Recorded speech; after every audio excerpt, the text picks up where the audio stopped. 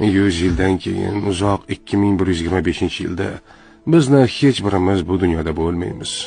Bizni bilgan va sevgan insonlar ham biz bilan birga ketgan bo'ladi. Biz shunchalik ehtiyotkorlik bilan qurgan uylarimizda begona odamlar yashaydi. Butun hayotimiz davomida mehnat qilib yig'gan mol-mulkimiz bizdan keyin kelgan avlodlarga yoki notanish odamlarga o'tadi. Ehtimol bizning nabiralarimiz yoki chevarlarimiz ham kim bo'lganimizni eslashmaydi. Axir kim o'zining katta bobosining yuzi yoki ismini eslay oladi? Biz ketganimizdan so'ng bir necha yil o'tib, do'stlarimiz va yaqinlarimiz ham biz haqimizda unutishadi. Yana bir necha 10 yillardan keyin esa suratlarimiz yo'q qoladi. Hikoyalarimiz o'chadi.